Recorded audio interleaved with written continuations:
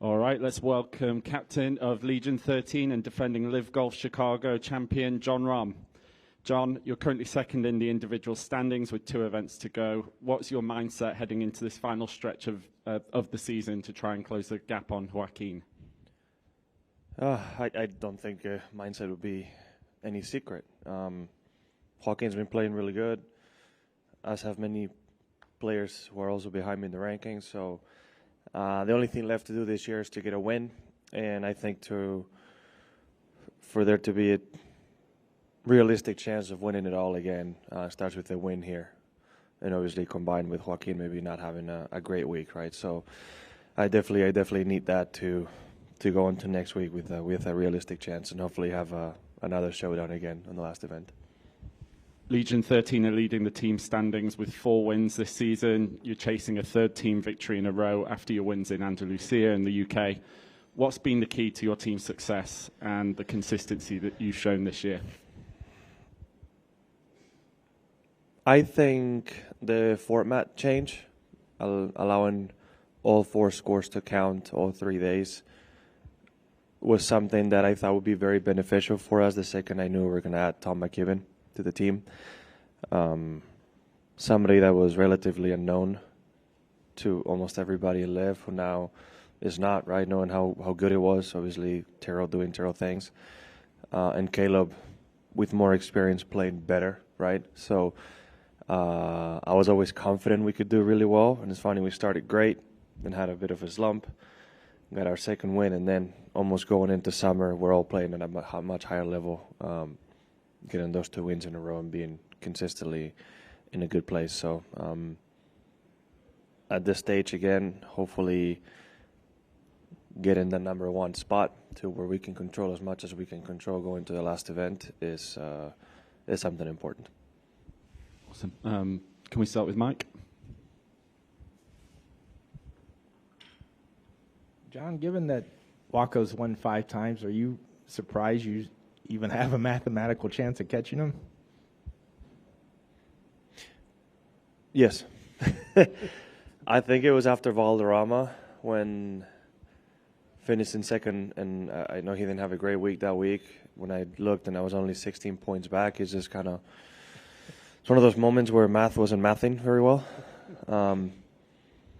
But it's, I guess, afterwards where somebody told me, I think it was yesterday, actually the weeks he hasn't won, he hasn't had his best stuff and hasn't added a lot of points, right? So that's where, keeping my consistency, I've had a chance to stay somewhat close. Now, he has won 5 times, so, I mean, I guess this is as close as I can get without getting a win. That's why I'm saying if I can win this week and he doesn't have a great one, I think it's definitely going to be a fun week going to next week.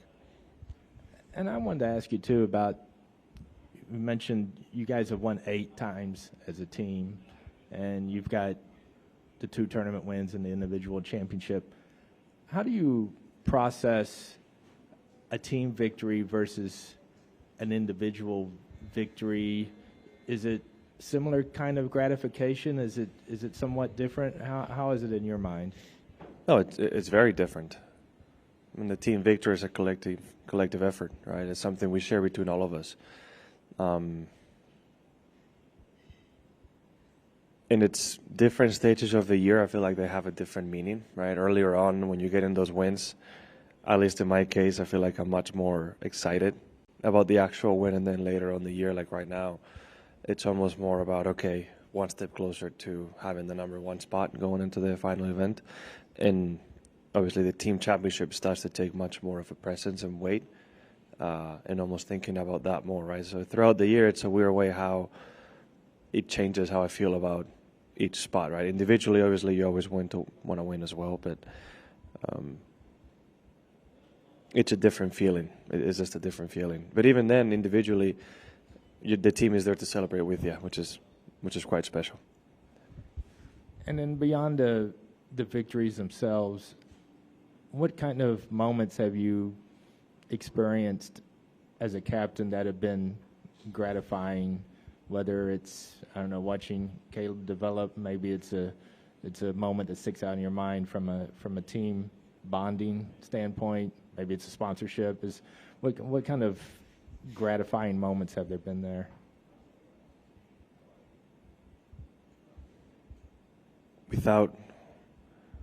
I do get some moments where some players can be a little bit more vulnerable towards me, more than they would have ever been because of the position I'm in as captain. And I think they're also more willing to ask for help because of the environment we're in, as opposed to any other tour, right? Being more individual, sometimes people can hesitate asking for advice. So without getting too much into what other people have asked, I think my favorite part of this year, having arrived early in Hong Kong and having plenty of time till Friday after a team dinner. For some reason, I don't know if it was me or Tara, I think it might have been me, who had the brilliant idea of, let's go find a karaoke bar. And, Google Maps works as it works, translated from Chinese to English, right? So finding myself and Tara in this building in Hong Kong Island, not that we were ever in danger, but somehow I ended up on the roof looking for this place. At some point, we ended up in the basement, finding a different place. So that whole story as a team, and almost showing the one that's traveled the least, and I know his name comes up in a lot of this, but it's Caleb, right? Caleb, who hasn't traveled that much, hasn't seen that much world, right? It's, him telling the story of we were in the sketchiest part of the city. We were not.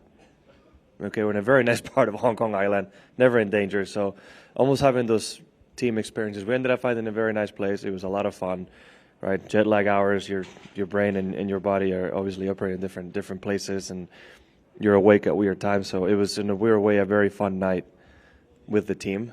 Unexpected, because not that it was the plan, but recalling that story the next morning from Caleb's eyes, thinking that we were, I wouldn't know how to explain it, but if he were to tell you the story, you would have thought we were in Skid Row. We were not. So it was just a little bit of a fun night early on the year. And just for the record, did you actually sing? Did you sing yourself? Yeah, no, I'm a terrible singer. I've said many times, if I could trade a lot of my golfing talent for singing, I would. But yeah, not everybody has the bravery, I guess, to stand up and sing. But most of us did. I guess after a while you get comfortable enough. But not in public. We had our own little room. There's no way of getting in a room like this and sing. No chance. Do you have a go-to karaoke song? That was the first time I ever went to one. Yeah, I figured China was as good a place as any other to go to. So. Hey, thanks. I think just over here, and then we'll go over here. John, you mentioned the format change helping all scores count. Did you campaign for that kind of when you arrived? No, I did not.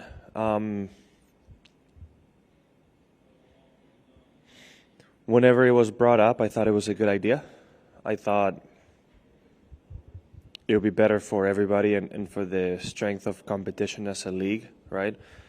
I think on Friday and Saturday, if somebody was way out of position, not playing great, you could have the excuse of, well, my score doesn't count either ways, and be able to give up. That's something that I personally can't stand. I've told everybody on my team, even if it doesn't count on Friday, that was before they changed it, I'd rather you shoot 8 over than 9 over. Compete till the end, because that kind of sets an ideology that you're always going to keep fighting no matter what. That's always been my philosophy, at least. If you can finish 33rd instead of 34th, go ahead, because it's better, right? You have to give your duty as a competitor to do that until the end. And I think changing that rule was great for everybody to actually try. And again, I thought it was to my benefit as a team, right? It was better for us. Clearly winning a lot. On the idea of format changes, with Liv's ability to do that pretty nimbly, as the league looks to pursue world ranking points, have you been in the discussions of what changes you think would get that done or should be made on that front? Yes and no. I think the way I see it, at least right now, that there's a process to hopefully enter those world ranking points and get at least our foot in the door. And then once we're allowed, we can see what changes can be made to earn as many as possible, keeping the integrity of what Live Golf is about, right? So examples of that would be, let's say, with whatever we're doing currently, we get 20 points, right? If you add a fourth round, you go to 25. Is that worth it? Is that not worth it? If you add a cut, things like that. As in right now, with as little players as we have, I don't see a cut working very, very well with the teams, and I think it would be a little odd. But if the league were to expand and you want, let's say you go to 15 teams, you have 60 players, now you can actually make possibly something work. There's many possibilities that I can think of. By the way, this completely hypothetical because I haven't spoken to anybody about it, but there's things I think we could do to add more world ranking points if needed, right? So I don't know, and I'm sure there's more that I can't think of that the folks at OWGR and maybe Scott or in the front of the Live office can probably tell us about to give us a little bit more of strength of field. Just here on the right. Jon, what do you like about this golf course, and how does it suit your game? It's all I know about it. Obviously, is based on last year, and it was so firm and fast and windy that it was pretty clearly a ball striker's golf course, right? Greens small and very undulated, so you had to be very precise going into the greens.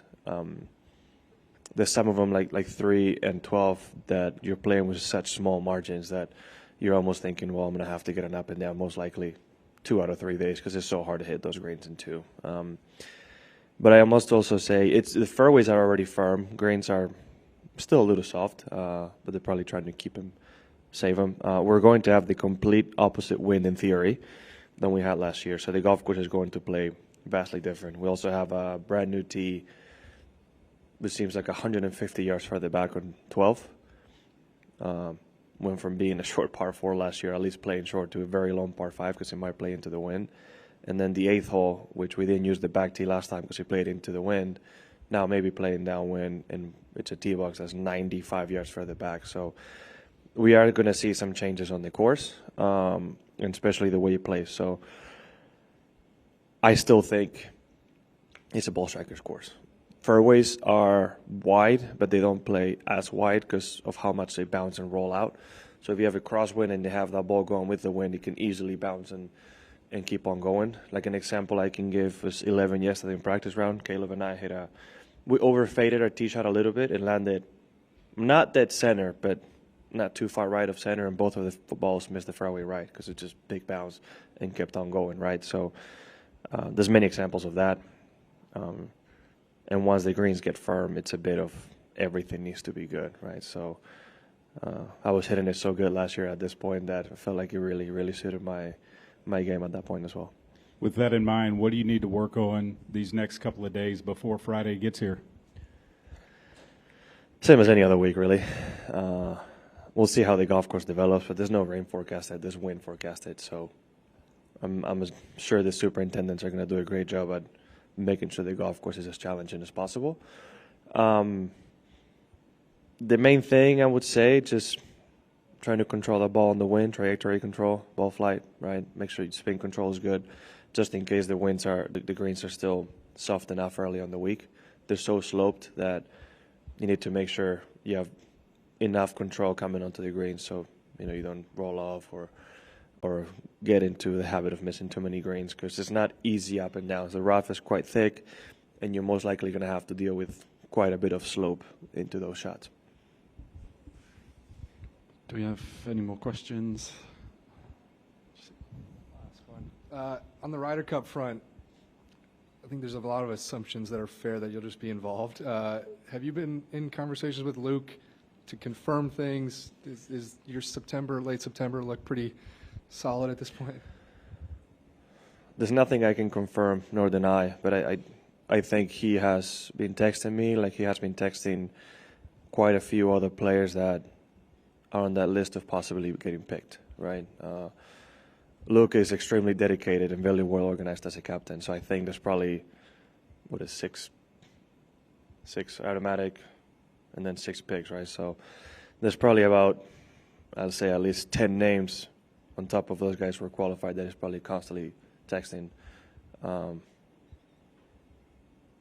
He might have told some people that they're, I don't think he's actually told anybody they're in yet because it's too early, right? He's probably waiting till probably the end of August through the playoffs and our events to maybe start making statements like that. In my case, no, but I think I'm just one more of those many names.